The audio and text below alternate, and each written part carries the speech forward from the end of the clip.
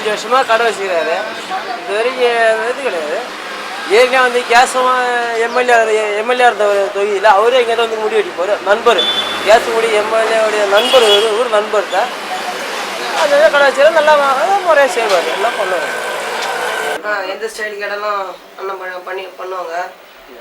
அந்த அண்ணன் விஜய் மாதிரி ஹேர் கட் பண்ணுவாங்க, என்ன சொன்னாலும் கட் பண்ணுவாங்க அந்த அண்ணன்.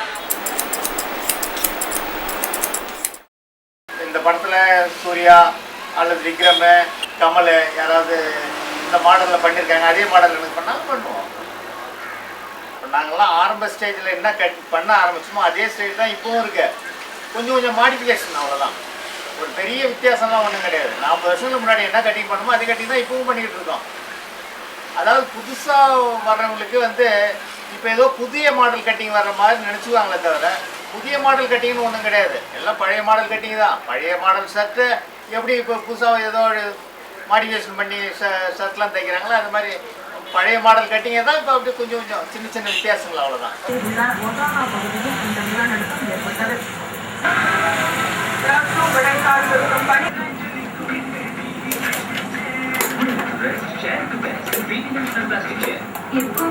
இப்போ அந்த காலத்தில் இருந்த சூழ்நிலைக்கு வேற. அப்போலாம் நாங்கள்லாம் முடி வெட்டுற காலத்தில், ஆரம்ப காலத்தில் ஒரு கட்டிங் பண்ணால் 2 நாள் கட்டிங் பண்ணிக்கிறோம். 12 பைசா கட்டிங் சேவிங். இப்போ 60 ருபீஸ், 60 ரூபா.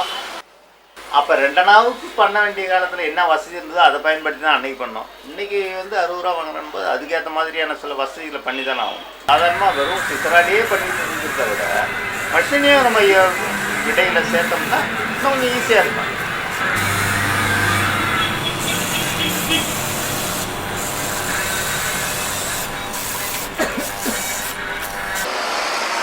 ஆயிரத்தி 1970ன்றது சும்மா ஒரு அந்த ஏரியாவில், அந்த பஸ் ஸ்டாப்பிங் ஏரியாவில் ஒரு 10 கடைங்க இருக்கும். அந்த 10 கடைங்களில் என் கடை ஒன்று. வேறு கடைங்கள்லாம் இங்கே ஒன்றும் அதிகம் கிடையாது. சும்மா ஒரு டீ ஷாப்பு, ஒரு சலூனு, ஒரு லேண்ட்ரி, ஒரு மளிகை கடை, ஒரு பங்க் கடை, அதில் ஒவ்வொரு கடை, ஒரு டைலரிங் ஷாப்பு, அவ்வளோதான் இருந்தது. எல்லாம் கூரை கட்டடங்கள் தான். எல்லாம் எதுவுமே வந்து பில்டிங்ஸ் எதுவுமே கிடையாது. ஆனால் அதுக்கு பிறகு இப்போ அந்த வளர்ச்சின்றது ரொம்ப அபரிமிதமான வளர்ச்சி தான்.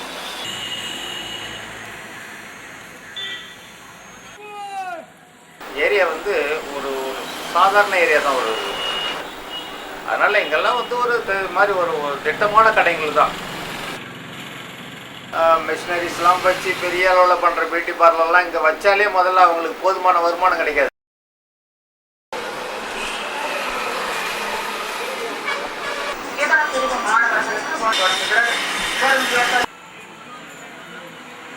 நான் ரொம்ப சாதாரண ஸ்கூலில் தான் படித்தேன். படிச்சுன்னு இருக்க போகும்போது அப்பா இறந்துட்டார். அது பிறகு குடும்பத்தில் யாரும் மெயின்டைன் பண்ணுறது யாரும் ஆள் இல்லாதனால நான் பார்க்க வேண்டியதாக ஆகிப்போச்சு. எங்கள் தம்பி இருக்கான், அக்கா இருக்காங்க, அவங்களாம் பார்க்க வேண்டிய கட்டாயம் ஆகிப்போச்சு, வேறு வழி இது இல்லாமல். அதனால் தொடர்ந்து படிக்க முடியல.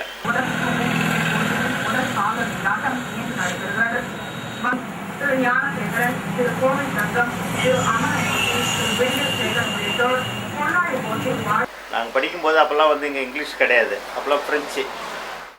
எழுத்து வந்து 2 ஒன்று தான். ஃப்ரெஞ்சுக்கும் இங்கிலீஷுக்கும் எழுத்து ஒரே எழுத்து தானே. அப்போ நாங்களே ட்ரை பண்ணி சில இங்கே ஆங்கில வார்த்தைகள்லாம் கற்றுக்கினேன் படிக்கும்போது, பேசும்போது. இப்போ ஓரளவுக்கு இங்கிலீஷ் வார்த்தைகள்லாம் கூட ஏதோ ஓரளவுக்கு பார்த்தோன்னா வந்து படிக்க முடியும். ஆனால் அதிகமாக முழுமையாக புரிஞ்சிக்க முடியாது.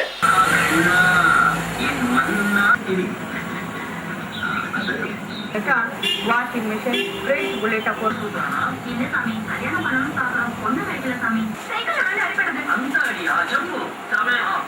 அப்பா இருக்க போகும்போதே அப்படி சும்மா அப்படியே பண்ணிக்கிட்டு போயிட்டு வந்தோம்னா அது வந்து ஒரு அப்பாவோட கற்றுக் கொடுத்தாங்கன்னு சொல்ல முடியாது. ஏன்னா கற்றுக் கொடுக்கக்கூடிய வயசு கிடையாது. என்ன பண்ண அப்போலாம் ஸ்கூலுக்கு போயிட்டு இருந்தேன். அப்புறம் கொஞ்சம் வெளியில் போன பிறகு கொஞ்சம் வேலைகளுடைய சில நுணுக்கங்கள்லாம் வெளியில் போனதான் தெரிஞ்சுக்க முடியுது.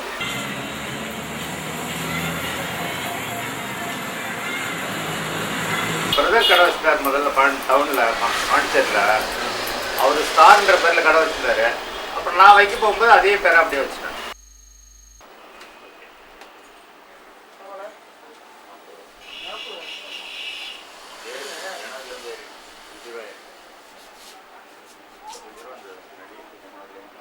சாதாரணமாக கடையில் ஒரு படம் வைக்கணும், கோயிலுக்கெல்லாம் போவேன், சாமி கும்பிடுவேன். ஆனால் ரொம்ப வந்து அவ்வளோ ரொம்ப விரும்பிலாம் வந்து ரொம்ப மனசாரெலாம் கும்பிட்ற அளவுக்குலாம் எனக்கு அந்த அளவுக்குலாம் கிடையாது. நான் சும்மாட்டா அவ்வளோதான். வந்தோம்னா பார்த்தோமா அப்படியே கையெழுத்து விட்டுமா திரும்ப எடுத்து இந்த இடத்துல இருக்குமோ வந்து சுற்றி பார்த்துன்னு வேடிக்கை பார்த்துன்னு வந்துடும். தவிர விசுவாசம் கடவுள் மேலே அதிகம் கிடையாது.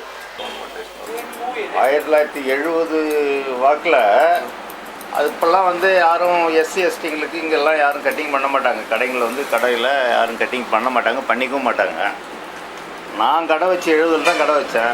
70 கடை வச்ச பிறகு நான் எல்லாருக்கும் ஜென்ரலாக பண்ணேன்.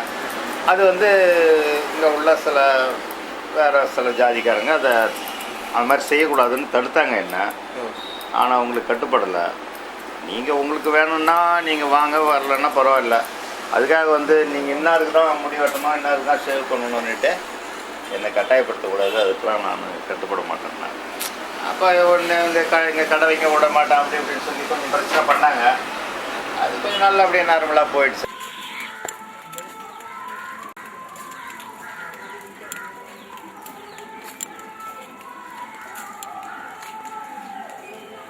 அப்படியே வந்து சும்மா கொஞ்சம் நேரம் உட்காராங்க. எங்கள் வீட்டுக்காரமா இல்லை, அவங்க டெத் ஆகிட்டாங்க. இப்போ அவங்களுடைய அனுசரணையில் தான் நானே இருக்கிறேன். வேலையை விட மற்றது எல்லாத்தையும் விட மனசு வந்து திருப்தியாக இருந்ததுன்னா அதுதான் சக்தி, அதுவே எனர்ஜி தான். நம்ம அதே லைன்லேயே அப்படியே தொடர்ந்து கண்டினியூவாக இருக்கிறதுனால நமக்கு அதில் ஒன்றும் அந்த திருப்தியெல்லாம் ஒன்றும் குறையறதில்லை. வேலை இல்லைன்னா தான், கடை இல்லைன்னா தான் திருப்தி இருக்காது. வேலை இருந்துங்கன்னு கடையில் இருந்துங்கன்னு தான் திருப்தியாக இருக்கும்.